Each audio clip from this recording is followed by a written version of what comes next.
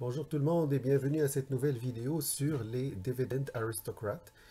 Donc dans cette vidéo, on va discuter des actions qu'on appelle Dividend Aristocrats.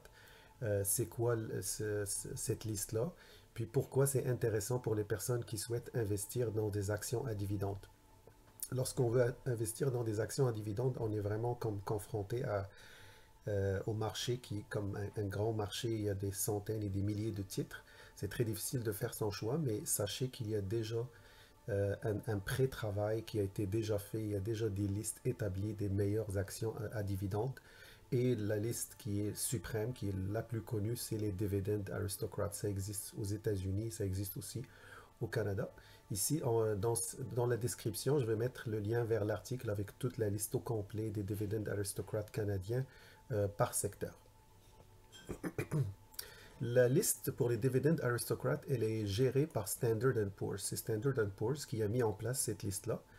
Puis l'objectif, c'est elle qui décide les critères. Puis pour qu'une action qui se transige sur le marché boursier canadien soit considérée comme une action Dividend Aristocrat, il faut qu'elle rencontre principalement deux critères. Premièrement, qu'elle ait augmenté son dividende pendant 5 années consécutives, qu'elle ait une capitalisation boursière de plus de 300 millions de dollars, c'est-à-dire qu'elle soit supérieure à un mid-cap, que ce soit une moyenne capitalisation. On ne veut pas des petites capitalisations. Ces listes-là, c'est un bon début pour chaque investisseur. Pourquoi? Parce que Standard Poor's va vérifier si l'entreprise a effectivement payé pendant ces 5 années de dividendes. Et le plus important, qu'il ait augmenté le dividende qui était payé. Donc une entreprise qui n'est pas juste capable de payer des dividendes comme tout le monde, mais de les augmenter d'année en année. Puis, il y a des entreprises qui sont à 20 ans, 30 ans d'augmentation continue et de paiement de dividendes. L'augmentation des dividendes, pourquoi c'est important? Parce que c'est votre arme contre l'inflation. Si une entreprise paye le même montant de dividendes à chaque année, ben, vous êtes en fait perdant parce qu'à chaque année, vous recevez en fait moins. Ben, à cause de l'inflation, ben, vous recevez moins. Donc, une entreprise qui augmente son dividende d'année en année, ça vous permet de contrer l'effet de l'inflation qui est en train de réduire la valeur réelle du dividende. Maintenant, les actions qui sont Dividend Aristocrat, c'est quoi les caractéristiques si je veux investir dans une action qui est Dividend Aristocrat, à quoi je dois m'attendre? Premièrement, c'est des entreprises qui sont solides, car pour être capable de payer des dividendes à chaque année, puis de les augmenter, puis se créer cette pression sur le marché, parce qu'il faut savoir, ces entreprises-là sont très suivies par les investisseurs qui veulent des dividendes. Donc, ils se mettent de la pression, ces entreprises, en disant, OK, moi, je vais payer des dividendes à chaque année, je vais essayer de les augmenter à chaque année. Donc, cette pression-là, c'est pas n'importe quelle entreprise qui peut la gérer, c'est seulement les entreprises qui sont bien établies dans leur secteur, qui arrivent à générer des profits importants d'année en année, qui sont en position confortable face à la concurrence. Donc, lorsque vous achetez une action Dividend Aristocrat, vous achetez principalement une entreprise blue chip. C'est des entreprises vraiment bien établies dans leur secteur. C'est des valeurs aussi refuge. Lorsque les marchés, ça va mal, les investisseurs ont tendance à se retourner vers les grands noms, les entreprises stables qui payent des dividendes, et les Dividend Aristocrats sont normalement leur premier choix parce que c'est des entreprises qui sont très stables sur leur domaine. Dans leur domaine, ils sont moins volatiles que l'ensemble du marché.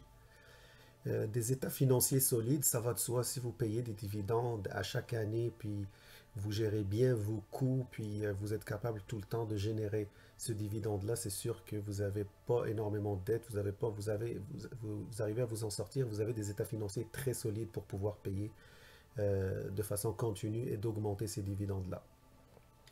La croissance, ça c'est le point faible des Dividend Aristocrats. Lorsqu'une entreprise est très stable dans son domaine, puis elle génère beaucoup de profits, puis elle commence à payer des dividendes, puis les augmenter chaque année, c'est sûr qu'elle n'a pas vraiment... il n'y a pas beaucoup de possibilités de croissance parce que c'est pas une PME, c'est pas une petite entreprise, c'est pas une moyenne capitalisation en général, c'est des grandes capitalisations, des grandes entreprises. Puis, lorsqu'on paye des dividendes, ben, c'est une partie des bénéfices. Donc, au lieu d'investir le bénéfice au complet, on décide de partager une partie avec les actionnaires. Donc, ça cause qu'on investit moins dans le futur. Mais c'est pas toujours le cas. Il y a parfois des dividend aristocrates qui sont capables de payer des dividendes, puis toujours être à l'affût des opportunités, puis investir, puis grandir. Mais en majorité, les dividend aristocrates sont très stables dans leur domaine, puis ils n'ont pas vraiment beaucoup de perspectives de croissance, ou ils ont une perspective de croissance qui est relative à l'économie de façon normale. Ce pas des plus 20, plus 30, mais plus des plus 7% par année, plus 5%. Donc ça, c'est un point qui est important à garder en tête. C'est pas des actions volatiles, ils vont pas vous rapporter plus 30%, 40%. Ça dépend du marché. C'est sûr que l'année passée, on a eu la pandémie, puis on a vu des grands noms des banques et tout ça se trouver avec des performances extraordinaires. Mais encore une fois, ça revient à la valeur refuge. Lorsque les marchés vont mal, tout le monde se tourne vers les grandes capitalisations, puis les dividend aristocrates. Donc, c'est normal qu'il y ait eu parfois des très belles performances à cause de la pandémie. Ça, c'est les premiers points pour expliquer un peu à quoi s'attendre lorsqu'on achète une action Dividend Aristocrat. L'autre aspect, c'est le rendement total. Lorsqu'on veut investir dans les dividendes, il y a des investisseurs qui sont très concentrés sur le taux de rendement, le taux de dividende. Ça, c'est pas le seul critère à utiliser. C'est pas parce qu'une action paye 8% ou 9% qu'elle est une bonne action. Non, une bonne action, c'est une action qui paye dans la moyenne, c'est-à-dire dans la moyenne canadienne, là, c'est 3, 4, 5%. Et on doit, le seul l'indice que je vous dirais de toujours de regarder lorsque vous voyez un 8% ou un 9% de taux des dividendes, c'est ce qu'on appelle le ratio de distribution. Le ratio de distribution, c'est combien cette personne-là, combien cette entreprise, de son bénéfice de l'année, combien elle paye.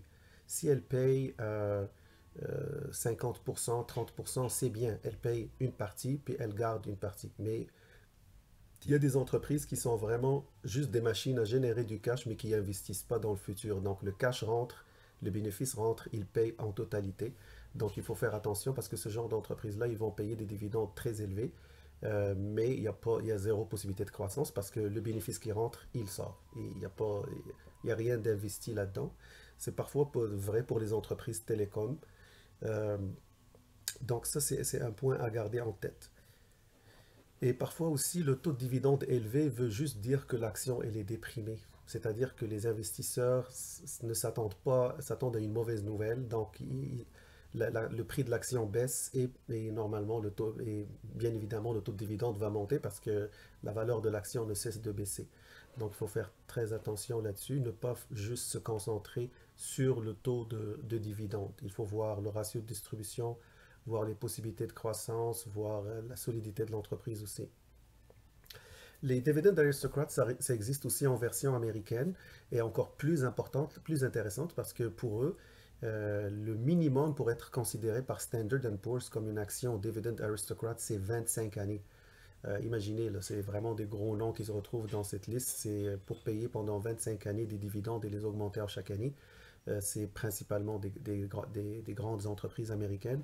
Moi, j'aime beaucoup la liste américaine parce que, comme j'ai dit, pour le 25 ans, la liste canadienne est un peu faible avec le minimum de 5 ans. Mais dans l'article, là, vous pouvez voir, là, par exemple, pour le secteur financier, vous pouvez voir le DGR Streak, puis qui est tout simplement le nombre d'années consécutives d'augmentation du dividende. Donc, par exemple, pour Canadian Western Bank, c'est 29 ans. Pour Intact Financial, c'est 16 ans. Le Banque nationale, c'est 11 ans. D'ailleurs, ce titre-là a vraiment bien fait depuis l'année passée. C'est la banque qui a eu la meilleure performance euh, au- par rapport aux 6 grandes banques canadiennes. Elle a 11 ans d'augmentation de dividendes. On peut voir ici le rendement de dividendes euh, à la date de la vidéo. Il y a aussi la Banque Nova Scotia, donc ça c'est pour le secteur financier. Vous pouvez voir ici en bas aussi l'augmentation sur les 5 dernières années, combien ils ont augmenté leurs dividendes, puis sur les 5 dernières années, combien de l'augmentation de revenus. Ça, c'est hyper important. Pour augmenter des dividendes, oui, c'est bien, mais il faut qu'il y ait des revenus. Il y a parfois des entreprises qui vont se tirer dans le pied parce qu'ils doivent rester dans cette liste-là, ils veulent rester dans cette liste. Donc, ils vont aller payer euh, des dividendes alors qu'ils n'ont pas eu vraiment d'augmentation de revenus. Il faut qu'il y ait une augmentation de revenus pour me payer des dividendes. Si les revenus baissent puis vous me payez des dividendes, il n'y aura pas de croissance. puis l'action, les investisseurs vont s'en rendre compte à un moment, puis l'action va baisser. Donc ces deux critères-là, c'est hyper important. Combien les revenus ont augmenté dans les 5 dernières années, puis combien les dividendes ont augmenté dans les 5 dernières années. Cette information est disponible dans plein de sites financiers, Barchart, ou même auprès de votre courtier, là, euh, les informations qui sont disponibles dans leur trading platform. Là, vous pouvez voir ces indicateurs-là. Donc, comme j'ai dit, je vais mettre le lien avec tout le par secteur. Ça, c'est pour le service financier. Ici, c'est les industriels. Toromont Industries, par exemple, a 31 ans d'augmentation de dividendes. Thomson Reuters, 27 ans d'augmentation continue de dividendes. Puis Canadian National Railway. Il y a plein d'entreprises dans le secteur industriel. Il y a aussi dans la consommation de base. Ça, c'est sûr qu'on s'y attend parce que c'est des entreprises normalement stables comme Metro, Saputo, Empire Company. Tout ça, c'est des entreprises stables, donc c'est sûr qu'ils vont se retrouver dans cette liste. Puis on peut voir ici comme 26 ans d'augmentation de dividendes pour Metro, par exemple. On retrouve aussi Loblaws, toutes les compagnies de l'alimentation, avec toutes les statistiques concernant leur augmentation de dividendes et leurs revenus. Par exemple, on va voir ici Alimentation Couche-Tard, maintenant son titre c'est ATD, pas ATD-B. Ils l'ont changé, donc c'est ATD, a augmenté de 21%. Donc l'entreprise petit à petit se dirige vers une dividend aristocrate qui paye des dividendes. Il y a aussi pour la communication. Donc moi je vous conseille vraiment fortement lorsqu'on veut investir dans des actions à dividendes de ne pas faire la recherche tout seul. Commencez par des listes qui sont bien établies comme celle-là de Standard Poor's. Vous avez juste à taper sur Google Standard Poor's, la liste des dividend aristocrates, puis vous pouvez voir tous les détails.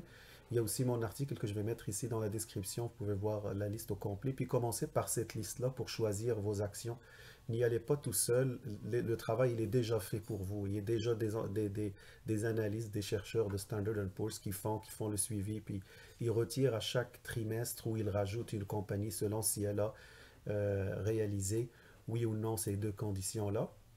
Si vous vous demandez s'il y a un FNB, un ETF, un Exchange Traded Fund ou un fonds négocié en bourse qui vous permettrait juste d'acheter ce fonds-là, puis automatiquement de vous retrouver avec tous les titres du Dividend Aristocrat canadien, il y a CDZ, qui est iShares S&P Canadian Dividend Aristocrat Index ETF. Donc, vraiment, là, lui, l'objectif, c'est vraiment d'investir dans les titres Dividend Aristocrat canadiens selon la définition du Standard Poor's. Donc, j'espère que cette vidéo vous a été utile. Encore une fois, c'est mes préférés en termes d'actions à dividendes. C'est moi toujours mon point de départ, c'est la liste des Dividend Aristocrats canadiens ou américains. Donc, je vous souhaite une belle journée. Bonne journée.